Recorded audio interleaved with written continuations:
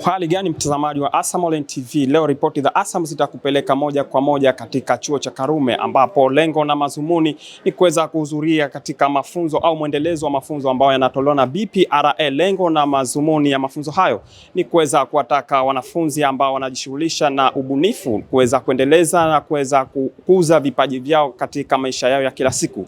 Hii ni ASAM Online TV, jina langu ni Abdurrahman Awesi, lakini nyuma ya kamera ni Madina Omar. Tukisema mali ubunifu, maana yake ni kazi inayotokana na akili ya mwanadamu. Kwa hiyo binadamu amekaa amefikiri, alafu akaja anaendelea.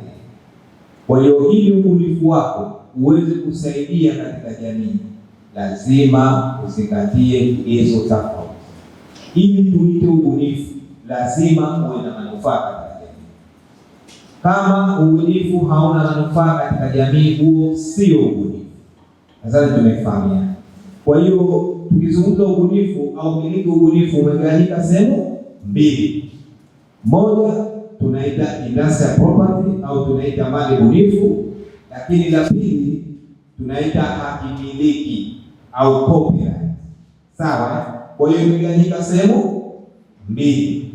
Sehemu ya kwanza tunazungumza kwamba industrial property, vitu gani vinahusisha industrial property? Hivi vitu ambavyo nilivitaja hapa mwanzo ni vile ambavyo nitakuja kuvieleza zaidi. Kwa mfano, tunapozungumzia industrial property au tunaita mali bunifu, maana kuna miliki ubunifu na mali bunifu. Kwa hiyo hii aina ya kwanza tunaita mali bunifu au industrial property, ambazo inahusisha vitu vile bado. Kuna hataza au tunaita patent, uvumbuzi. Umekuja kwenye chuo hichi cha Karume kwa ajili ya kuendeleza mafunzo au uelewa wa urasimishaji wa biashara au alama za biashara, trademark. Lengo la mafunzo haya ni kuwasaidia wanafunzi kutambua, kwa sababu leo wanafunzi kama chuo cha Karume ni watu ambao wanafanya ubunifu mambo mbalimbali, ambao tumeona tuna mtu ambaye sasa hivi amezindua au amevumbua kiatu cha watu wasioona. Kwa hiyo huyo mwanzo alikuja ikawa hajui anzie wapi, na sisi kama taasisi tukamwambia hapa ndo sehemu husika ya BPRA ambayo itakusaidia wewe kufanya uvumbuzi wako na kusimama na ili watu kuitambua uvumbuzi wako. Leo tumepata bahati ya kupata haya mafunzo ya usajili au urasimishaji wa mali bunifu ambazo wanafunzi wamekuwa wakifanya. Mafunzo haya yana faida kubwa kwa wanafunzi kwa sababu wamekuwa wakitengeneza vitu tofauti. Kama chuo chetu cha Karume ni chuo cha engineering, kwa maana wanafunzi wamekuwa wanabuni mifumo mbalimbali, wanabuni solution mbalimbali katika matatizo ambayo jamii inaikabili.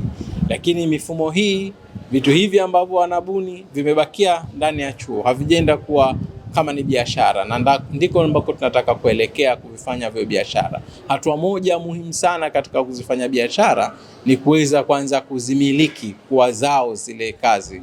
Kwa hiyo mafunzo haya leo yatawasaidia sana kuweza kwa hatua moja ya kupelekea kuzifanya zile bunifu zao kwa biashara. Lakini pia tunahitaji kuwapa msaada mkubwa au kuongezea hii elimu katika kutoa kazi zikiwa chuoni kama project tu na kuzifanya kuwa biashara ambazo zitaweza kuendeshea maisha yao. Naweza kusema tuna mengi ambayo tumejifunza kupitia mafunzo ambayo tumepata leo kutoka BPRA, na tunashukuru Mungu kuwa ni wanafunzi tuliojiunga katika pitch innovation, yani kuna ideas mbalimbali ambazo tuliambiwa tuweze kuzielezea ama tuweze kuzifanya katika chuo chetu na kuweza kuwezeshwa manake katika idea hizo. Na competition hii itafanyika hivi karibuni kwa ajili ya kuweza kukuza zaidi wanafunzi ideas zao.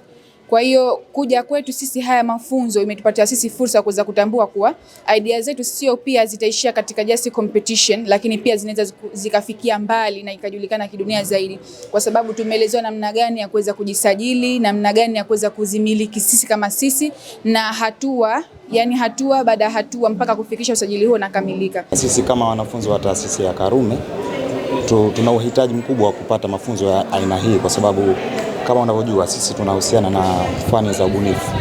Kwa hiyo tunatengeneza vitu vingi vya ubunifu. Ikifika mwaka wa 3 kwa wanafunzi wa diploma anafanya project. Ikifika mwaka 4 kwa wanafunzi wa degree pia naye anatakiwa afanye project. Kwa hiyo zile bunifu ambazo tunazifanya nazo pia zinaingia mtaani, manake tutahitaji kuzisajili. Sawa. Kwa hiyo mafunzo haya leo tumejifunza jinsi gani tunachotakiwa, utaratibu mzima wa kusajili bunifu zetu, lakini pia umuhimu wa kusajili hizi vitu vyetu vya ubunifu.